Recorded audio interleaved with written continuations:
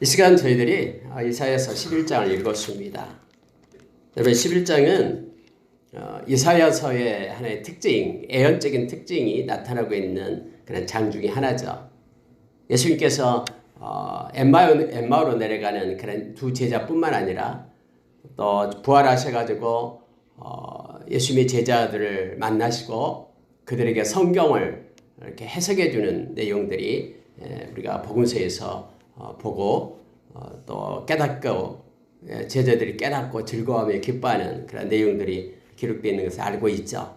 그러면서 여러분 예수님께서 이사야서에서 애언서에서 특히 이사야서가 대부분이죠. 애언했던 모든 것들이 바로 나를 위해서 한 것이다 라고 말씀을 하십니다.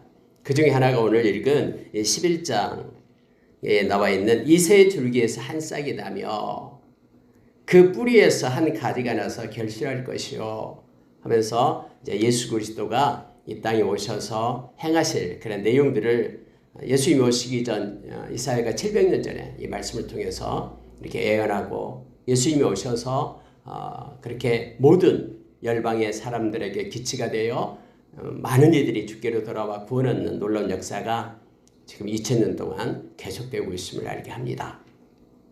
특히 11장을 묵상하게 되면은 우리가 예수 그리스도에 대해서 좀 더 깊이 알 수가 있습니다. 우리가 구약의 내용들, 레위기서, 여러 가지 제사, 제도, 유월절 이 모든 것들이 다 우리 주님을 깊이 알고 깊이 만날 수 있는 그런 통로가 되고 선생이 되죠. 그러니까 그런 것들이 없다 그러면은 정말로 예수님에 대해서 우리가 풍성한 지식을 가질 수 없었을 것입니다. 동일한 성령님께서 말씀을 쓰시고 오늘 이사야서 11장을 통해서 예수 그리스도를 우리가 아는 지식이 깊어지게끔 그렇게 합니다. 여러분 깊게 알수록 깊게 의지합니다. 알수록 더 깊이 사랑합니다. 그리고 더 알수록 지식이 더할수록 우리는 더 큰 소망을 가지고 있으면서 흔들리지 않습니다. 아무도 모르는 사람, 지나가는 사람들을 우리가 사랑할 수 없잖아요. 그러나 그 사람이 무엇을 했고 인품이 어쩌고 지금도 우리를 위하여 무엇을 하고 계신지를 자세히 알게 된다면 그 하나님의 사랑, 우리 주님의 그 사랑에 대해서 우리는 감탄하지 않을 수 없고요. 우리의 내면의 깊이에서 영혼 깊이 우리 하나님을 우리가 더 사랑하고 우리 주님을 따르는 제자로 사랑하는 자로 우리가 설 수 있음을 알게 합니다. 성령님께서는 이 시간에 우리를 마음을 열고 또 지혜와 계시의 영으로 함께 하시면서 하나님을 향한 지식을 우리에게 더하게 하실 것입니다. 그 지식은 우리를 살려냅니다. 그리고 하나님을 찬양하고 경배하고 평생 예배자로 우리를 세우게 됨을 알게 합니다. 여러분 특히 이사야서에 보면은 앞에서 우리가 9장에 대해서 예수님에 대해서 나왔었잖아요. 11장에 대해서 나오죠. 다음에 여러분 43장, 53장, 또 이사야서 55장 곳곳에서 살아계시고 함께 하시는 예수 그리스도를 우리가 말씀을 통해서 만나게 됩니다. 자 여러분 일단 11장 1절을 한번 보십시오. 다시요. 이새의 줄기에서 한 싹이 나며 그 뿌리에서 한 가지가 나서 결실할 것이요. 근데 10절에 가니까 그날에 이새의 뿌리에서 한 싹이 나서 만민의 기치로 설 것이요. 열방이 그에게로 돌아오리니 그가 거한 곳이 영화로우리라 라고 말하면서 이 싹 그리고 가지 이것이 그 예수 그리스도를 상징하는 이렇게 나타나는 타이폴로지 하나의 그 예표론이 됨을 알게 합니다. 근데 그 싹과 가지가 이새의 뿌리에서 난다. 이새는 누굽니까? 다윗의 아버지죠. 그래서 여러분 다윗의 후손으로 오실 다윗의 자손이여 예수 그리스도 다윗의 자손이여라고 예수님이 오셨을 때 그렇게 외쳤던 것을 우리는 너무나 잘 알죠. 예수님께서 십자가에 지시기 위하여 예루살렘 성으로 입성할 때 많은 사람들이 종려가지를 흔들면서 옷을 벗어서 예수님이 오실 길을 깔면서 호산나 다윗의 자손이여 하면서 메시아로 영접했던 것을 우리는 너무나 잘 압니다. 이새의 줄기에서 싹이 나고 그리고 한 가지가 나는데 그는 모든 열방이 그에게로 돌아오게 하고 그에게 큰 복을 임하게 하는 그런 통로가 되었음을 우리는 압니다. 실제 예수 그리스도를 통하지 않고는 하나님께로 이를 수 있는 길이 없습니다. 나는 길이요 진리요 생명이니 나로 말미암지 않고는 아버지께로 올 자가 없다라고 우리가 요한복음 14장 6절에서 읽고 우리는 묵상을 합니다. 예수님만이 길이십니다. 그분을 소유하지 않고 그분을 영접하지 않는 자는 인생의 길을 모릅니다. 그냥 닥치는 대로 살다가 끝나는 거예요. 허무한 인생을요. 예수 그리스도가 없으면 저의 생명이 없습니다. 오직 예수 그리스도 안에만 하나님의 은사인 영원한 생명이 있습니다. 그래서 예수 그리스도를 믿고 영접하는 자가 생명이 있기 때문에 예수의 생명을 가진 자들의 그러한 책이 바로 생명책이에요. 예수 그리스도의 생명이 없는 자들은 우리가 요한계시록 20장 14절 이하에서 보면 불못에 던져지게 됩니다. 아무리 이 땅에서 선행을 많이 하고 해도 구원받을 수 있는 길이 없습니다. 예수 그리스도만이 진리십니다. 그래서 어둠의 권세는 예수님이 아니고서는 떠나지 않습니다. 어둠의 왕이에요. 예수 그리스도만이 진리시기 때문에 어둠의 권세는 예수님 앞에서 다 떠나갑니다. 예수 이름의 권세를 저와 여러분에게 주었잖아요. 예수님은 진리시고요. 진리 앞에 거짓은 물러가고 어둠은 떠나가게 됩니다. 그래서 우리가 요한복음 8장 12절에서 예수 그리스도를 따르는 이들은 예수님이 세상의 빛이 되고 어둠에 거하지 않고 그리고 생명의 빛을 얻게 된다라고 우리에게 가르쳐주고 있죠. 예수님께서 이처럼 이새의 줄기 하나님께서 다윗하고 언약을 했어요. 이게 다윗의 언약이에요. 다윗의 언약이 뭐냐면은 내가 너의 후손에서 영원한 생명의 씨 구원, 구세주, 메시아를 낳게 할 것이다 라는 거였죠.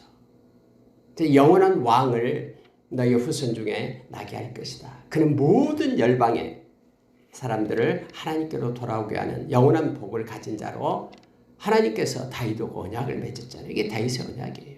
그래서 여기서 이새의 줄기에서 싹이 나고 그 뿌리에서 한 가지가 난다라는 것이 바로 예수 그리스도를 나타내고 있습니다. 예수님이 직접 이것이 나를 위한 약속이다라고 말씀하셨거든요. 자, 여러분 2절은 우리가 중요합니다. 우리가 성령님에 대해서 우리가 많이 묵상하잖아요. 이 책도 성령님이 쓰셨고요. 또 성령님께서 우리 가운데 깨달음을 주지 않으면은 우리가 말씀을 해석할 수도 없을 뿐더러 또 우리가 기도할 때 성령님이 함께 하시지 않는다 그러면은 우리는 아무것도 얻을 수가 없음을 잘 압니다. 성령님은 에베소서 4장 30절에서 성령님은 우리가 세상 끝날 때까지 우리를 떠나지 않아요. 그분은 구원에 이를 때까지 우리와 함께 하시고 예수 성령 안에서 우리가 인침을 받은 자가 되었잖아요. 우리가 이 세상 떠날 때요. 누가 우리를 보증합니까? 누가 우리를 이 세상에서 예수를 믿고 하나님의 백성으로 예배자로 이렇게 믿음을 가지고 살았다고 누가 증거해줘요? 성령님이셔요. 우리 안에 계신 성령님이 하나님 앞에서 바로 이 사람은 예수님을 진실로 믿었던 영접했던 하나님의 자녀입니다 하고 예수님과 함께 영원한 하나님의 나라를 상속받을 자로 우리의 증인이 바로 이 성령님이십니다.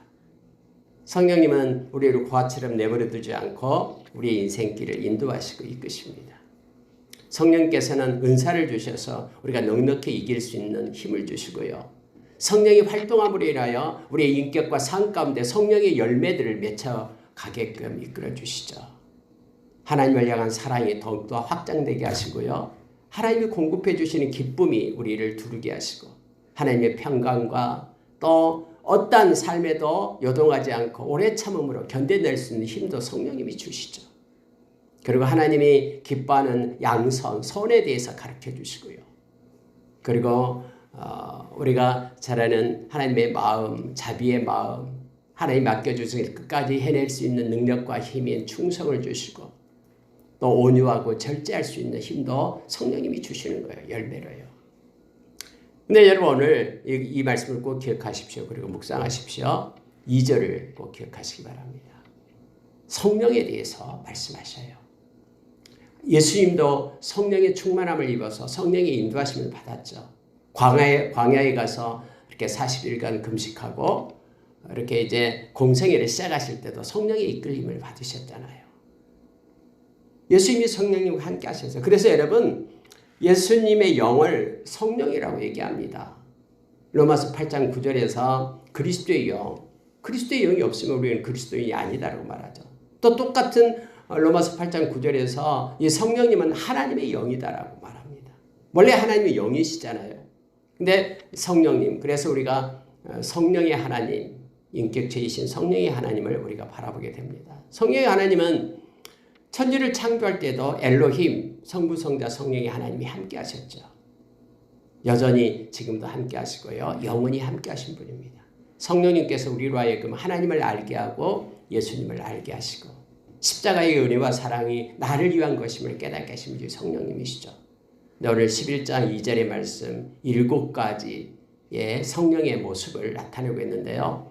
이걸 묵상하면 큰 은혜가 우리 가운데 있습니다. 그는 먼저 여호와의 영입니다. 하나님의 영이에요. 그래서 하나님의 영이신 성령님. 우리가 요한일서 1장 5절에 보면 하나님의 영이시다.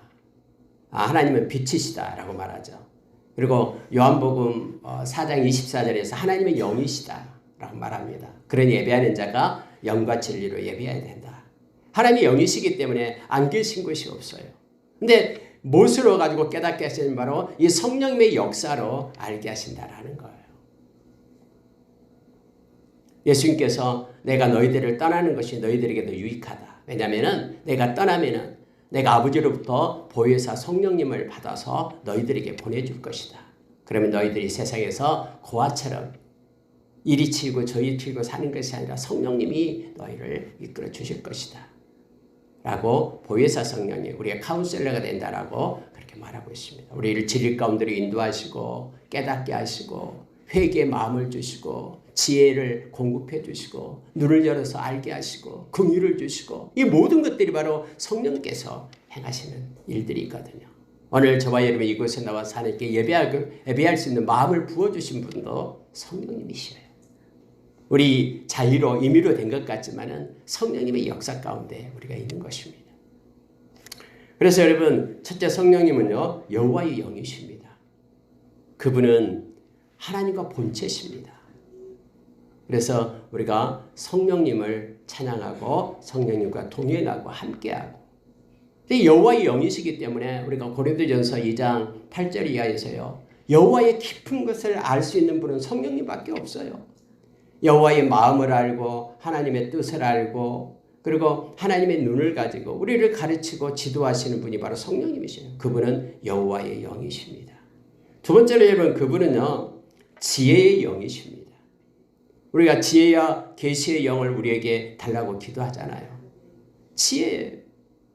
그러니까 모든 것을 다 알고 계시는 분이기 때문에 이 말씀의 모든 것을 깨우쳐서 우리에게 깨닫게 하시는 분은 성령님이셔요. 여러분 어느 날 성경을 읽다가 갑자기 깨달음이 오잖아요. 그건 성령님이 지금 계시해서 우리에게 가르치고 있는 거예요. 요한일서 2장 27절에서 우리 가운데 기름을 부으시면 우리가 모든 것을 알게 된다고 하죠. 성령님께서 기름 부으셔서 우리가 다 알고 깨닫게 하는 거예요. 우리가 도저히 왜 이런 일이 나에게 일어났는지 알지 못할 때 우리가 엎드려 하나님께 기도하면 모든 지각에 뛰어난 하나님의 평강이 우리 가운데 임하면서 또 알게 되잖아요. 하나님 그랬군요. 고맙습니다. 제가 몰라서 불평하고 원망했습니다. 이런 적이 많잖아요. 다 성령님께서 지혜의 영이십니다. 지혜의 영이신 성령님은 특히 하나님의 말씀을 가지고 우리가 세상에서 이렇게 말씀으로 이렇게 조명해서 말씀을 따라 살게끔 이끄시는 거 깨닫게 하시는 분이 성령님이셔요. 우리가 여러분 영어를 옛날에 공부 다 하셨잖아요. 영어 공부할 때 막 문법책 열심히 공부하는데 실제 영어 문장에서 막 보면은 문법하고는 아무래도 상관이 없잖아요. 막 생각도 안 나고. 근데 여러분 하나님의 말씀을 우리가 묵상하고 말씀 붙잡고 있을 때 교회에 나가면은 세상에서는 말씀이 하나도 생각이 안 나고 세상의 방식과 논리로 살아간다 그러면은 성령의 그런 이끄심이 없는 거죠. 그러나 세상의 여러 가지 일을 만날 때 우리를 말씀 가운데로 이끌고 우리를 인도하시고 진리 가운데로 이끄신 분이 바로 성령님이에요. 성령님은 두 번째 지혜의 영이십니다. 그래서 여러분 지혜가 부족하거든 모든 사람에게 후히 주시고 꾸짖지 않는 일을 하나님께 구하라 라고 말하죠. 성령께서는 늘 우리와 함께 하시면서 성령을 따르는 이들에게 자기의 고집, 자기의 생각을 따라가지 말고 자기의 정욕을 쫓지 말고 성령의 뜻을 구하고 나갈 때에 성령이 우리를 인도해 주시고 지혜로 역사하십니다. 여호와의 영이시며 지혜의 영이시며 총명의 영이시다라고 말합니다. 여러분 청명도 마찬가지입니다. 이제 청명이 실제적으로 이제 깨달음을 우리에게 주시는 것이죠. 성경을 읽을 때 깨닫게 하시는 것이 총명의 영이신 성령님께서 가르쳐 주시는 거예요. 우리가 여러분 로마서 8장에 보면은 우리 안에 계신 성령님께서 말할 수 없는 탄식으로 하나님 앞에 기도한다라고 나와 있잖아요. 우리의 형편과 처지, 우리의 모든 것들을 가장 잘 알고 계신 분이 바로 성령님이셔요. 그분은 총명의 영이십니다. 여러분에게 실제 삶 가운데 지혜를 주시고 그분께 부탁하고 의뢰하면 이끄시는 분이 총명의 영이시다. 지혜의 영이시며 총명의 영이시며 네 번째는 모략의 영이시다라고 말합니다. 이 모략은 다른 말로 표현을 한다 그러면은 권고의 영이다라는 뜻이에요. 권고한다. 우리에게 이렇게 마음에 갑자기 깨닫게 하시죠. 우리가 9장에서 예수님께서 기묘저 모사가 되신다라고 말하잖아요. 그러니까 성령님도 그리스도의 영이시기 때문에 우리를 위로하고 권면하고 아니야 그거 아니야 이거 해 하면서 우리의 마음을 갖다 기쁨으로 이끄시는 떠나지 않고 우리를 끝까지 진리 가운데 인도하시는 분이 성령님이시거든요. 성령의 충만함을 잊게 되면 그래서 우리 가운데 위로가 옵니다. 하나님에 대한 소망이 와요. 하나님께서 이끄심이 있게 되고 인도하심을 우리가 깨닫게 됩니다. 성령님이 인도하시거든요. 그래서 이 모략의 영, 특히 권고 위로의 영이신 성령님이심을 기억하기를 원합니다. 성령님은 재능의 영이십니다. 성령님은요, 우리가 교회인데 에클레시아, 하나님의 택자들의 모임이 교회잖아요. 근데 여러분 교회는 머리가 예수 그리스도시죠. 그리고 몸인 저와 여러분이. 근데 몸은 눈만 있는 게 아니라 손도 있고 발도 있고 그러잖아요. 그러니까 거기에 가장 적절하게 우리에게 은사를 부으시며 재능을 부어주신 분이 바로 이 성령님이셔요. 성령님은 재능의 영이십니다. 그래서 예수님께서도 그렇게 말했잖아요. 너희가 혹시 붙잡혀가지고 관원들 앞에 끌려가거든 걱정하지 마라. 가장 그때 필요한 것들을 성령님께서 너희들에게 가르쳐 줄 것이다. 그러면 그대로 인도함을 받으라라고 말합니다. 성령님은 재능의 영이십니다. 우리 손에 능력을 주시고요. 우리의 머리에 지혜를 주시고요. 우리의 삶 가운데 이끌어가는 거예요. 우리에게서 난 것이 아무것도 없어요. 그래서 우리가 성령의 충만함을 받고 성령의 인도하심을 받고 나가게 될 때 우리는 막 이것저것 계산합니다마는 여러분 그대로 된 게 없잖아요. 미래는요 우리가 절대 예측할 수 없어요. 미래는 다 하나님의 것이에요. 그러나 성령님은 하나님의 마음과 뜻을 다 알고 계시죠. 그래서 성령님을 쫓는 삶을 우리가 살아가는 거예요. 그가 복된 삶임을 알게 합니다. 이처럼 성령님은요 재능의 영이십니다. 성령의 충만함을 받으면은 막 여러 가지 묶이고 얽혀 있었던 모든 문제들이 순식간에 사라져 버립니다. 그리고 그걸 해결할 수 있는 능력과 동력을 얻게 돼요. 왜냐하면 성령님이 재능의 영이시기 때문에요. 성령님은 지식의 영입니다. 여러분 지식이랄 때는 하나님을 아는 지식을 얘기하는 거예요. 근데 성령 안에만 하나님의 나라가 있어요. 우리가 로마서 14장 17절 말씀처럼 우리가 눈에 보이는 먹고 마시는 때 하나님의 나라가 있는 것이 아니라 오직 성령 안에만 하나님의 나라가 있는데 바로 하나님의 의와 평강과 희락이다라고 우리에게 가르쳐주죠. 성령이 충만할 때 그래서 우리가 깊게 하나님을 만날 수 있고 하나님을 알 수 있습니다. 에베소서 5장 18절 이하에서 우리가 술 취하지 말라 이런 방탕한 것이니 오직 성령의 충만함을 받으라 라고 말합니다. 그러면 성령의 충만함을 받으면 나타나는 현상이 우리의 마음 가운데 근심, 염려, 걱정이 사라져요. 그래서 시와 찬미와 신령한 노래로 하나님을 찬미하고 경배할 수가 있습니다. 감사가 넘칠 수 있고요. 뿐만 아니라 여러분 예수님을 경외할 수 있다라고 성경에 말하고 있죠. 그리고 형제자매를 존중할 수 있는 피차 복종할 수 있는 힘을 우리의 마음 가운데 주신다라고 말하고 있습니다. 성령님이 지식의 영입니다. 성령님께서 말씀을 쓰셨기 때문에 말씀은 구원에 이르는 그런 지혜와 지식을 우리에게 주시죠.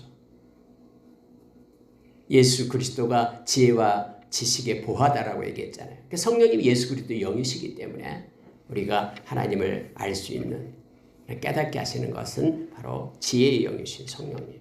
그래서 우리가 늘 기도합니다. 여기서 말하는 지식의 영이신 성령님. 하나님을 아는 지식이 더 깊어지기를 소망합니다. 그렇게 기도하고 나갑니다. 또 여러분, 성령님은 여호와를 경외하는 영이에요. 뿐만 아니라 성령님은 우리가 요한복음 16장 8절 이하에서 예수님께 이렇게 말씀했듯이 예수님이 직접 말씀해서 성령님은 나의 이름을 영화롭게 할 것이다 라고 말하죠. 자기 것으로 하지 않고 내 것으로 말씀을 가지고 나에게 영광을 줄 것이다 라고 말합니다. 근데 막 성령 충만하다고 하면서 예수 이름을 높이지 않는 것은 다 악령이에요. 그것은 성령이 아니에요. 성령님은 언제나 예수님을 존귀케 하고 예수님의 이름을 높이고 예수님을 찬양하는 영이죠. 뿐만 아니라 여호와께서 난 영이기 때문에 또한 여호와를 경외하는 영이 됩니다. 말씀이 없이는 하나님을 경외할 수 없는데 성령께서 말씀을 깨닫게 하셔서 우리로 하여금 경외함을 갖게끔 하는 영이 성령님이시죠. 우리가 성령의 충만함을 구해야 될 이유가 있겠습니다. 7영으로 지금 나타나고 있습니다. 11장 2절을 깊게 묵상하면서 성령의 인도하심을 받고 또 성령의 활동이 저와 여러분에게 여러분의 인격과 삶 가운데 여러분의 실제적인 공동체 안에서 힘있게 일어나고 성령의 활동이 일어날수록 성령의 열매가 커다랗게 맺히게 됨을 우리가 기억하기를 원합니다. 이러한 여러분 성령이 함께하는 그러한 한 싹이 나고 한 가지가 난다라고 지금 말하는 거예요. 그러면서 여러분 자 3절에 보십시오. 그가 여호와를 경외함으로 즐거움을 삼을 것이며 그의 눈에 보이는 대로 심판하지 아니하며 그의 귀에 들리는 대로 판단하지 아니하며 이렇게 돼 있죠. 여러분 예수님께서는요 이렇게 성령의 충만함으로 성령과 함께 오셔요. 그래가지고 예수님께서 하시는 게 뭐냐면 여호와를 경외함으로 즐거움을 삼는다 이거예요. 여러분 예수님의 일생을 보면은요 예수님은 예수님 단독으로 하신 일이 없어요. 다 아버지 하나님의 말씀에 따라서 그가 살아가게 됩니다. 심지어 십자가에 죽으심까지 태어나면서부터 모든 생애가요. 하나님의 뜻을 행하는 것을 양식으로 삼고 살아간다라고 직접 예수님이 이렇게 말씀하시잖아요. 요한복음 4장 34절에서 나의 양식은 아버지의 뜻을 온전히 이루는 것이 나의 양식이다라고 말하죠. 그러니까 하나님을 경외하는 것을 즐거움으로 삼으셨어요. 심지어 겟세마네 동산에서 기도할 때도요. 하나님 내 생명이 하나님의 뜻이라면 하나님이 즐겁다면 내 생명을 하나님 받으십시오. 하나님이 나를 죽여서 하나님의 백성들을 살리는 것이 하나님의 뜻이고 즐거움이라면 하나님이 그것을 행하십시오. 라고 자기의 생명을 십자가에 놓으셨죠. 여러분 이것을 히브리서 12장 2절에서 그렇게 말해요. 예수님께서는 부끄러움을 개의치 않았다. 장차 있을 즐거움 때문에 부끄러움을 개의치 않았다라고 말하고 계시는 것이죠. 어떤 즐거움이요? 저와 여러분이 예수님 때문에 영원히 생명 얻는 즐거움. 그래서 예수님이 희루라기 하나 걸치지 않고 하나님의 십자가에 예수님이 못 박여 죽으신 거 아니에요. 기쁨으로 부끄럽지 않고 저와 여러분을 살리기 위해서요. 그러니까 예수님은요. 하나님을 경외하는 것을 즐거움으로 삼으셨던 분이에요. 또 성경에도 그 하나님이 나를 영화롭게 한다라고 예수님이 그렇게 말씀하셨죠. 하나님이 예수님을 영화롭게 한 거예요. 또한 여러분 예수님이 어떤 분이냐면 공의로 가난한 자를 심판하며 정직으로 세상에 겸손한 자를 판단할 것이며 그의 입에 막대기로 세상을 치며 그의 입술에 기운으로 악인을 죽일 것이며 여러분 이것은요 예수님이 심판주가 되심을 알게 합니다. 예수님이 오셔서 다음에 오신 예수님은요 심판주셔요. 예수님은 공의와 정직으로 심판을 하십니다. 그래서 예수 그리스도를 믿지 않는 자는 불못에 던져지는 심판이 있다라고 말하죠. 요한계시록 우리가 20장 8절의 말씀을 보면은 21장 8절에 나타나는 것들이 있죠. 심판은 공의를 가지고 심판을 합니다. 아직 정직하지 않는 분이 어떻게 심판할 수 있겠습니까? 신실하고 약속을 지키시는 그분이 심판하십니다. 그래서 예수님은 하나님을 경외하시며 공의를 가지시며 정직하시며 그리고 5절에 보니까 공의로 그의 허리띠를 삼으며 성실로 그의 몸에 띠를 삼으리라. 예수님은 성실하십니다. 에메트라는 그런 구약의 단어 이 성실이라는 것은요 진실하다라는 뜻이에요. 한 번 약속한 것은 끝까지 지키시는 분이다라는 거죠. 예수님은 신실하시고 영원하신 분이십니다. 그래서 한 번 약속한 것은요, 절대로 거짓말할 수가 없습니다. 그래서 우리가 말씀을 붙잡고 있는 이유가 우리 주님의 속성, 이 성실하시고 하나님께서는 진실하시고 하나님의 사랑은 영원하시며 한 번 약속하신 말씀은 반드시 지키시는 하나님 때문임을 우리가 압니다. 느헤미야서 9장 31절, 2절, 3절에서 가르쳐주고 있죠. 자, 9절에 보시기 바랍니다. 내 거룩한 산 모든 곳에서 해됨도 없고 상함도 없을 것이니 이는 물이 바다를 덮은 같이 여호와를 아는 지식이 세상에 충만할 것입니다. 우리가 찬양도 많이 하잖아요. 근데 위에도 저도 그 주일학교 때 찬양을 했던 것 같아요. 독사굴에 아이들이 손 놓고 장난쳐도 물지 않는 그 나라가 온다라고. 지금 6절에 보면 이리가 양떼와 함께 살며 포범이 어린 염소와 함께 누우며 어떻게 이런 일이 있을 수 있냐? 그러면은 결론이 뭐냐면은 그거예요. 여호와를 아는 지식이 세상에 충만해지기 때문에. 지금은 몰라요. 우리 지식이 단편적이고 조금이에요. 알지 못해요. 그래서 왜 이런 일이 나에게 일어난지에 대해서 모르는 이유가 우리 지식이 없기 때문에 그렇죠. 그러나 우리 주님 만날 때는요, 우리 지식이 온전해져요. 충만해져요. 그래서 모든 것을 다 알기 때문에 여기서 말하는 사자와 곰과 또 독사와 모든 것들이 함께 알 수 있는 그런 것들은 지식이 온전해졌기 때문에 그래요. 그래서 서로를 이해하고 알 수 있고 깨달을 수 있고 포용할 수 있고 용서할 수 있는 때가 우리 주님 오실 때 온다라는 거예요. 왜냐하면 성경에 고린도전서 13장 12절에서 우리 주님 만나게 될 때 우리의 지식이 온전케 된다라는 걸 알게 합니다. 우리도 가끔 그렇잖아요. 지나놓고 보면은 그때는 와 하나님 왜 그랬어요? 왜 그랬어요? 하면서 불평했던 것이 지나놓고 보니까 하나님 그것 때문에 그랬군요. 고맙습니다. 하면서 우리도 이 험한 이 세상을 살아갈 동안에도 언뜻 이렇게 하나님께서 우리를 깨닫게 해주심으로 우리의 지식이 다음에 온전케 될 때 우리가 깨닫게 될 것을 미리 그렇게 맛보게끔 하십니다. 자, 여러분 10절 보십시오. 10절 보면은요, 그날에 주님이 심판하는 그날, 주님이 오셔서 하는 그날 얘기합니다. 이새 뿌리에서 한 쌍이 나서 주님이 오셔요. 자, 근데 여기에서요, 만민의 기치로 설 것이요. 여러분 그때 당시에는요, 이거 상상할 수 없는 거예요. 아니, 여러분 우리가 잘 아는 이사야 때가 지금 아수르라는 큰 강대국이 있었고, 이집트, 애굽이 있었고, 또 저 밑에는 바벨론 있었고요. 이스라엘이 조그만 나라였잖아요. 근데 여러분, 그 이세 줄기에서 오신 분이요, 모든 열방의 기치로 선답니다.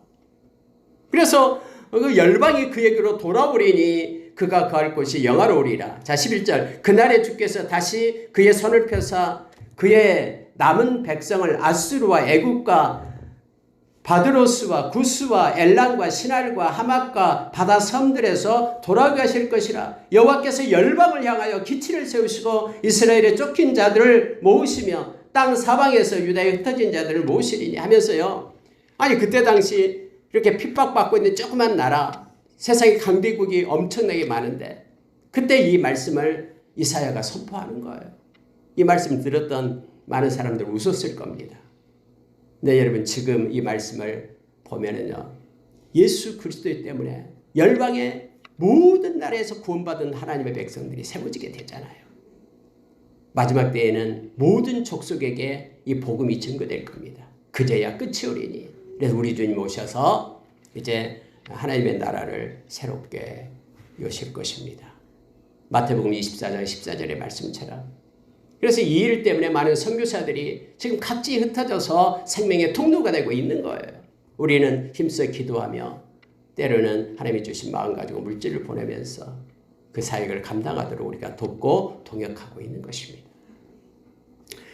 여러분, 예수님이 오시기 전 이사야는 이처럼 예수님이 오시고 있어져야 될 것, 또 심판주로 예수님이 다음에 이제는 강림하실 것까지 그렇게 나타내면서 모든 열방의 기치가 되어 예수님께로 돌아오게 되리라 라고 지금 선포하고 있음을 보게 됩니다. 말씀을 마치겠습니다. 16절 보고 마칠게요. 그의 남아있는 백성 곧 아수르에서 남은 자들을 위하여 큰 길이 있게 하시되 이스라엘이 애굽 땅에서 나오던 날과 같게 하시리라.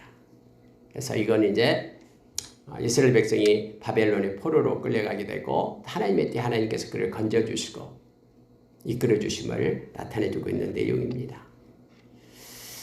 남아있는 백성이 중요합니다. 렘넌트, 남는 자. 여러분, 세상에 있는 모든 걸 다 잃는다고 해도 예수의 이름을 잃어서는 안 됩니다. 그것이 우리의 영원한 구원이고 생명이기 때문에 그렇습니다. 어젯밤에는 그 첼로역정 영화를 봤어요. 다시 한번요. 첼로역정 존 보년의 첼로역정 영화를 보면서 그때 당시 에도 그 핍박을 받고 있었잖아요. 예수 믿는 것 때문에. 그런데도 이 첼로역정 이 크리스찬이 끝까지 여러 가지 역경과 어려움이 있었고 유혹하는 것들이 있었지만 뚫고 하나님의 나라에 입성하는 것을 다뤘잖아요. 존 보년이. 지금도 여전히 첼로역정이 익혀지고 있고요. 우리가 이 세상에 순례의 길이고 어려움, 고난이 있습니다. 그러나 버리지 말아야 될 것이 있는데 그것이 바로 믿음입니다. 믿음, 우리 주님을 믿는 믿음을 가지고 사도 바울처럼 우리가 세상 다 하고 선한 싸움 다 싸우고 또 달려갈 길 다 마치고 믿음을 지켜서 우리 주님으로부터 의의 면류관을 받고 시들지 않은 영광의 관을 받고 영원한 하나님의 나라의 백성이 되기를 원합니다. 근데 이 세상에서도 역시 성령님을 오늘 우리에게 주셔서 아까 성령님 우리가 묵상했잖아요. 그 좋으신 성령님이 우리와 함께 하십니다. 성령님과 함께 그분께 충만함으로 그분께 묻고 그분의 인도하심을 받고 가는 우리가 되길 원합니다. 그분 필요 없다고 하면 안 됩니다. 자기의 지식과 자기의 경험은 그건 아무것도 아닙니다. 말씀을 마치겠습니다.